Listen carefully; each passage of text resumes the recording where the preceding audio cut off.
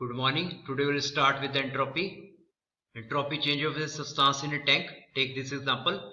A rigid tank contains 5 kg of refrigerant R134A initially at 20 degrees Celsius and 140 kilopascal. The refrigerant is now cooled while being stirred until its pressure drops to 100 kilopascal. So you can see in this example here, this is your tank, 5 kg mass of refrigerant. Temperature is 20 degrees Celsius, pressure is 140. So it is cooled with the help of stirrer. Heat is released to environment. We have to find what is change in entropy. So properties of the refrigerant are given here. P1, T1, S1, V1 is given. P2, Vf and Vg given. V2 is equal to V1 because this is a closed container. So mass of at the initial and final are same. So we have to find change in entropy.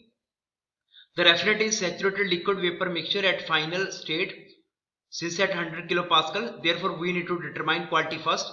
So X2 is equal to V2 minus Vf by Vfg. From there, we will find what is the amount of refrigerant in the liquid state. Because at the final state, whatever the refrigerant will left in this container is in a saturated liquid vapor mixture. So from here we calculate X2. Now we know S2 is equal to SF plus XF. As in TS diagram, no, this is your saturated liquid line, this is your saturated vapor line. Means if the point is somewhere here, the final state is saturated liquid vapor. So final point of your mixture is somewhere here. So entropy at this point is can be find out by dryness fraction. And if you know that this is your SF, means your solid saturated liquid line of and entropy of fluid is SF, and this is your Sg, means saturated vapor line. Entropy here is Sg, and in between you can calculate if you know the dryness fraction. So this is your entropy S2, which is 0.8278. Now the entropy change of refrigerant during the process means S1 minus S2 is equal to minus 1.173 kilojoule per Kelvin. So the negative sign indicates that entropy of system is decreasing during the process. This is not violation of second law, however, since it's entropy generation, that can be negative, cannot be negative. Means entropy in this process, entropy is decreasing from 1 to 2. As you can see from table, S1 is more as compared to S2. From 1 to 2 entropy will decrease. But definitely entropy can decrease in a process, but entropy generation cannot be negative. It is always there. This is example of a entropy change during a constant pressure process. This process from 1 to 2 is a entropy change during a constant process. We have to find out. So 1 to 2 is a constant pressure process, and entropy change during this process is S2 minus S1. So this is piston cylinder arrangement here. So in this we have water at P1 is 20 Pascal, or you can say PSI, and T1 is 70 Fahrenheit. Now heat is supplied to this container, and when you supply heat, the piston will move upward.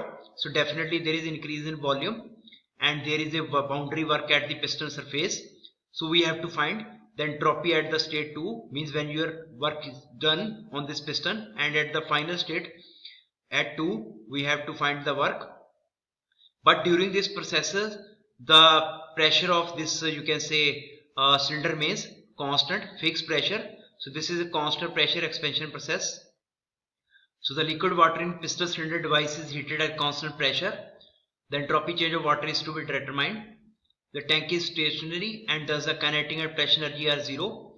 The process is quasi-equilibrium. The pressure remains constant during the process, and thus P2 is equal to P1.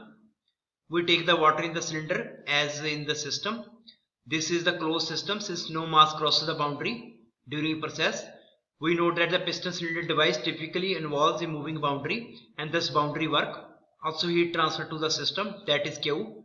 Water exists as a compressed liquid at initial state since its pressure is greater than saturation pressure. By approximating the compressed liquid as a saturated liquid at a given temperature, the properties at the initial state are, so P1, T1, S1, H1 at initial point, means this one state is given. At the final state, the pressure is still 20 psi, but we need one more property to fix this state. This property is determined from energy balance. So E in minus E out is equal to change in internal energy of system. Q in minus WB is equal to del U.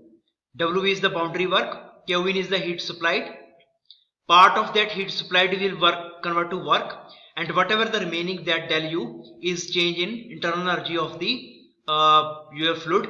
So Qin is equal to WV plus del U, where WV plus del U will is equal to del H, means change in enthalpy for a constant pressure quasi-equilibrium process. So Qin is equal to del H is equal to, now we know change in enthalpy means H2 minus H1, which H1 is already given. We can find H2 from here. So this is the final enthalpy.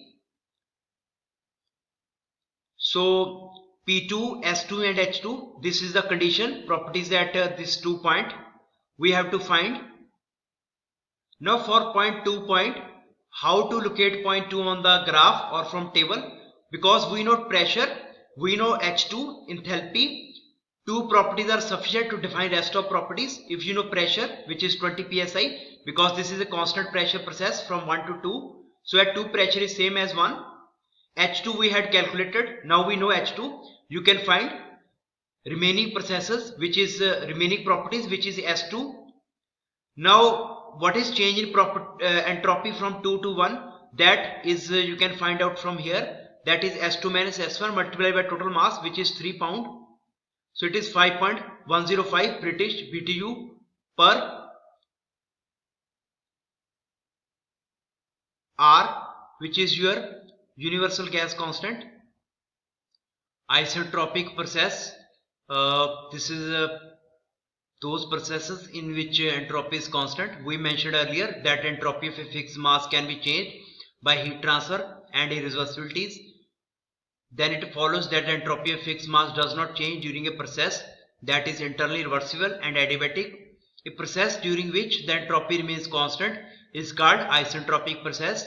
So it is characterized by, you can see here in this TS diagram, from 1 to 2 at 5 megapascal to 1.4 megapascal. This is isentropic expansion, means the entropy S2 and S1 is same. So this is the ideal case. That is, the substance will have the same entropy value at the end of process as it does at the beginning if the process is carried out in isentropic manner. Many engineering systems or devices such as pumps, turbines, nozzles and diffusers are essentially adiabatic in their operation, and they perform best when irreversibilities such as friction associated with the process are minimized. Therefore, an isentropic process can serve as an appropriate model for actual process. Also, isentropic processes enable us to define efficiencies for processes to compare the actual performance of these devices to the performance under idealized conditions. So it should be recognized that reversible adequate process is necessarily isentropic, means if the process is reversibly adiabatic, it should be isentropic, but an isentropic process not necessarily a reversible adiabatic. The entropy increase of a substance during a process as a result of irreversibilities may be offset by a decrease in entropy as a result of heat losses, for example. However, the term isentropic process is customarily used in thermodynamics to imply an internally reversible adiabatic process. Property diagrams involving entropy. So we have here temperature entropy diagram. Property diagrams serve as a great visual aids in thermodynamic analysis of processes. We have used pressure volume and temperature volume diagrams extensively in previous chapter in conjunction with the first law of thermodynamics. In second analysis, it is very helpful to plot the processes on the diagrams for which one of the coordinates is entropy and another is the temperature. So the area under temperature entropy diagram will give you the total amount of heat transfer. Say this small element during which temperature is say T, change in entropy is say ds, this small element. If you have to find area of this strip, you have to multiply temperature with ds, which is del Q. So the area of this strip will give you the amount of heat transfer. Considering defining equation of entropy, it can be rearranged. So del Q internal reversible is equal to TdS as shown in figure. Del Q correspond to a differential area on the TS diagram. The total heat transfer during an internally reversible process is determined by integration If you integrate it, you will get the total heat transfer from this process from here to here, this cool complete area, which corresponds to area under the process on TS diagram. Therefore, we conclude that the area under the process curve on TS diagram represent heat transfer during an internal reversible process. This is somewhat analogous to the reversible boundary work represented by pressure volume diagram. Note that the area under the process curve represent heat transfer for process that are internally reversible. The area has no meaning for irreversible process. To perform the integrations, one needs to know the relation between T and S during a process. One special case for which integrations can perform easily is internally reversible isothermal process. So this process is from 1 to 2 is isentropic process because S2 is equal to S1 and appears as a vertical line segment on TS diagram. Another process is the adiabatic steady flow devices. The vertical distance, you can say this process HS process, which is in case of expansion of steam in a turbine. So here del H represent the change in enthalpy during 1 to 2 process and del S represent the change in entropy during that process. Another diagram commonly used in engineering is enthalpy entropy diagram, which is quite valuable in the analysis of steady flow devices such as turbines. So this is useful for turbines, compressors and nozzles. The coordinates on HS diagram represent two properties of major interest: enthalpy, which is a primary property in the first law analysis of steady flow devices, and entropy, which is the property that accounts for irreversibilities during adiabatic process. In analyzing the steady flow of steam through an adiabatic turbine, for example, the vertical distance between the inlet and the exit states, delta H is a measure of the work output of the turbine, and the horizontal distance del S is the measure of irreversibilities associated with the process. So this HS diagram is also called Mollier diagram after the German scientist R. Mollier.